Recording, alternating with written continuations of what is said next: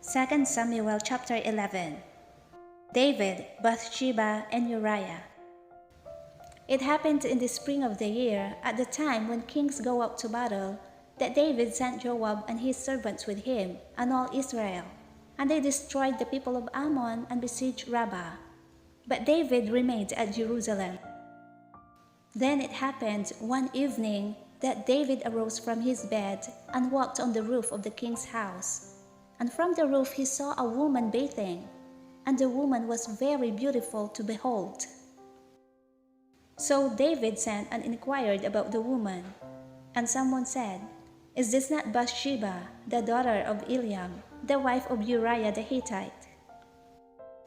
Then David sent messengers, and took her, and she came to him, and he lay with her. For she was cleansed from her impurity, and she returned to her house. And the woman conceived. So she sent and told David, and said, "I am with child." Then David sent to Joab, saying, "Send me Uriah the Hittite." And Joab sent Uriah to David. When Uriah had come to him, David asked how Joab was doing, and how the people were doing, and how the war prospered.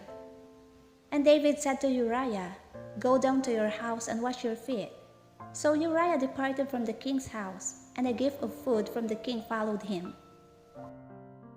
But Uriah slept at the door of the king's house with all the servants of his lord, and did not go down to his house.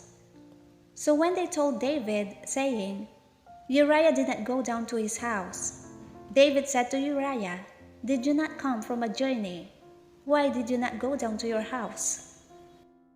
And Uriah said to David, "The ark and Israel and Judah are dwelling in tents, and my lord Joab and the servants of my lord are encamped in the open fields. Shall I then go to my house to eat and drink, and to lie with my wife? As you live, and as your soul lives, I will not do this thing." Then David said to Uriah, "Wait here today also, and tomorrow I will let you depart."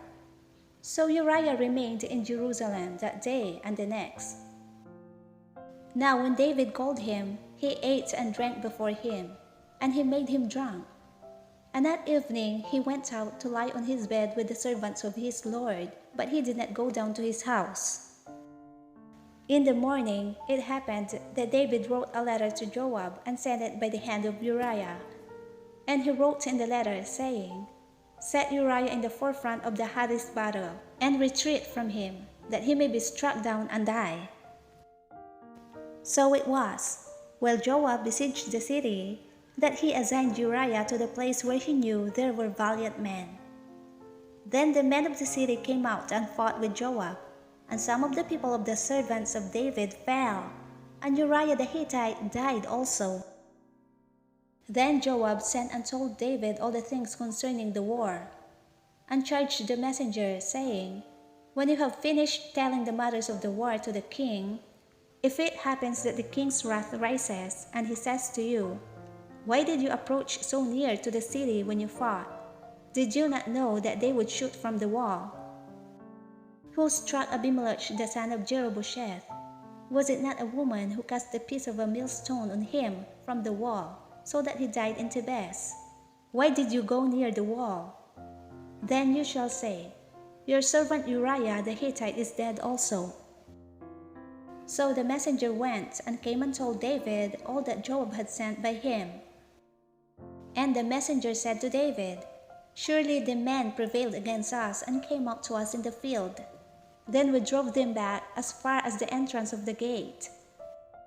The archers shot from the wall at your servants, and some of the king's servants are dead, and your servant Uriah the Hittite is dead also." Then David said to the messenger, "Thus you shall say to Joab, 'Do not let this thing displease you, for the sword devours one as well as another. Strengthen your attack against the city and overthrow it, so encourage him.'" When the wife of Uriah heard that Uriah her husband was dead, she mourned for her husband.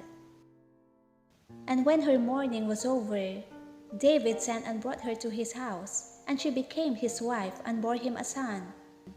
But the thing that David had done displeased the Lord.